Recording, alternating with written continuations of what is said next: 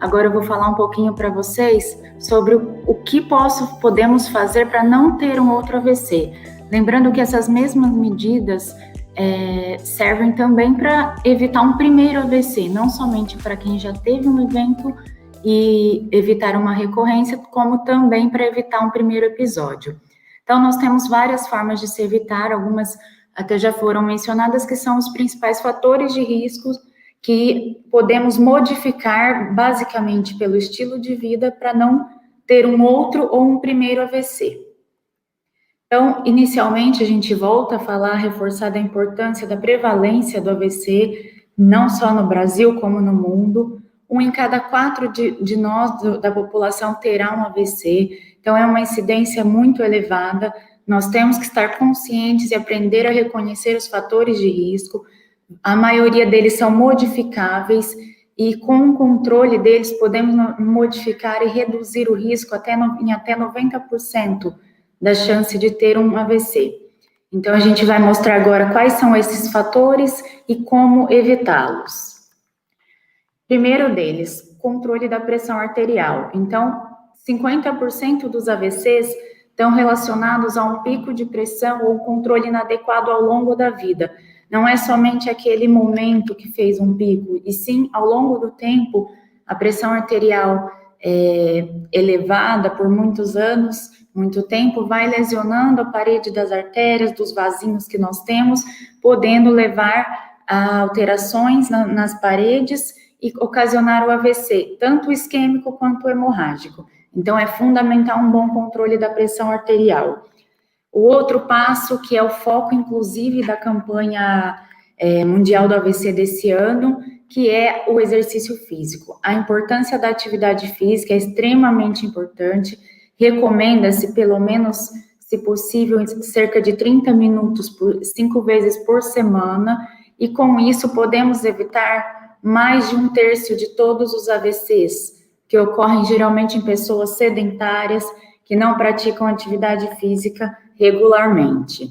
O próximo passo, não só para o AVC, né, como para muitas doenças neurodegenerativas, a maioria das doenças cardiovasculares, que está relacionado à dieta. Então, uma dieta equilibrada e saudável, rica em frutas e verduras, evitar excesso de carboidratos, de gordura, que isso vai interferir diretamente também nos níveis de colesterol, que a gente vai ver que é outro fator de risco importante, no diabetes, na glicemia e também na pressão arterial. Então, controlando a dieta, tendo uma dieta equilibrada e saudável, nós podemos evitar o AVC e sabendo que cerca de 25% está relacionado a uma alimentação inadequada, a uma má alimentação. E isso entra em importância do acompanhamento nutricional, tanto pré quanto pós um evento vascular, né, um AVC isquêmico ou hemorrágico, para ter um equilíbrio na dieta. Próximo passo. Então, a gente tem o colesterol, nós sabemos, então, tem 2 tipos de colesterol, o ruim, que é o LDL, e o bom, digamos assim, que é o HDL. Então, a ingestão de gorduras, frituras, todo esse conteúdo vai juntando na parede dos vasos, das nossas artérias e veias. Então, na figura a gente pode ver ali um vaso e todo esse amarelo são as gorduras acumuladas ao longo da vida. E vai formando as placas de gordura que vão obstruindo a passagem do sangue, e isso pode ser uma das causas, ou, junto com os outros fatores de risco, aumentar grandemente o risco de um outro AVC ou de um primeiro episódio. Então, a redução do colesterol previne um novo evento. Então, novamente, voltando na dieta, né? Agora, a gente tem um outro passo que, relacionado também à dieta, atividade física e ao perfil lipídico, colesterol, glicemia, é o peso, que é muito importante, que cerca de 20%, então 1 a cada 5 AVCs, está relacionado a um sobrepeso, então uma obesidade.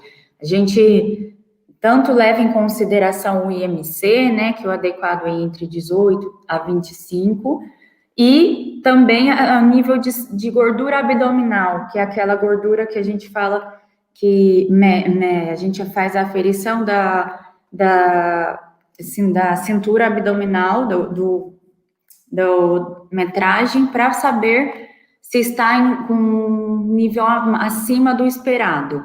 Que essa gordura, ela aumenta em grandes o risco cardiovascular. E isso está relacionado também com o AVC. Outro passo importantíssimo é o tabagismo. Então, a maioria das pessoas que fumam, 1 em cada 10 AVCs está relacionado ao tabagismo. E quando a gente fala de tabagismo, a gente fala não só o paciente que é tabagista ativo, o próprio fumante, digamos assim, mas também as pessoas que convivem, que têm familiares que fumam e ficam expostos à fumaça dos acompanhantes, dos companheiros, dos ambientes que frequentam. Então, não somente o fumante ativo, quanto o fumante passivo. Por isso, a importância também de evitar uma frequência elevada de ambientes que têm fumantes constantemente. Lembrar outro fator em relação à ingestão de álcool, o ideal, né, evitar e reduzir a ingestão de álcool, porque mais de 1 milhão de AVCs está relacionado por ano ao consumo excessivo do álcool. Então, isso é uma quantidade muito grande. O limite que a gente considera, assim, ideal, preconizado, tanto após quanto pré um evento cardiovascular, mas principalmente após, é 1 a 2 copos por dia a gente fala de bebida alcoólica, isso falando em não bebidas destiladas, né? Então, é outro fator fundamental para ter um bom controle, uma prevenção do AVC. E falando, não tem como se falar em qualquer evento cardiovascular sem estar relacionado à hipertensão e ao diabetes, né? Isso tanto para o coração quanto para o cérebro. Então, todos os diabéticos têm uma importância fundamental em seu controle glicêmico. E tanto o AVC, tanto a hipertensão quanto o diabetes são doenças silenciosas. Então, nós temos que lembrar que, via de regra, o paciente não vai ter grandes sintomas até que, às vezes, manifesta um evento cardiovascular, ou um AVC, ou um infarto, ou uma trombose. Então, fazer exames regularmente, além dos outros passos que já foram falados da alimentação, é de fundamental importância. E fazer atividade física também entra no controle glicêmico. E um tratamento adequado ao diabetes reduz fortemente o risco de um evento cardiovascular. Outro importante fator que a gente, inclusive, com relação à pandemia, a gente tem visto aumentar muito a incidência, né, do paciente, tanto o paciente que já tinha uma ansiedade e exacerbar, aumentar, tanto o paciente depressivo ou quem não tinha nada, está tendo uma prevalência maior desse estresse, dessa depressão, e o paciente mesmo pós-AVC, a gente vê que tem um fator emocional ligado ao humor muito, muito acentuado, e quase 1 em cada 6 dos AVCs estão relacionados a uma saúde mental inadequada. Então, também entramos em um alerta da importância com relação à terapia, muitas vezes recomendada após o AVC. Tem pacientes que precisam fazer uso de antidepressivos ou ansiolíticos, obviamente que não são todos, mas tem orientação adequada, mas aí entra também a equipe multidisciplinar, com a terapia ocupacional, com a psicologia, para fazer a intervenção adequada no paciente que é ansioso, que é depressivo, para reduzir o risco de um novo ou um primeiro AVC. Por fim, a gente falou dos fatores de risco em si, dos principais, como a doutora Patrícia já havia mencionado, esses são os principais, mas temos outros, tem também as arritmias cardíacas, dentre elas a principal, a fibrilação atrial, tem outras causas de coagulação, que dá AVC em pacientes mais jovens, diversas causas, mas os principais fatores de risco que, se controlados todos esses, juntamente dá para reduzir em torno de 90% o risco de um AVC. E, por fim, se você teve ou se você faz um acompanhamento, se você não faz, deverá fazer, a partir dessas orientações que nós estamos fazendo, um acompanhamento médico e multidisciplinar para prevenir que você tenha um AVC, que você seja mais um nessa estatística de 1 a cada 4, de 25% da população. Então, faça um acompanhamento adequado, um acompanhamento rotineiro com seu médico e siga as orientações.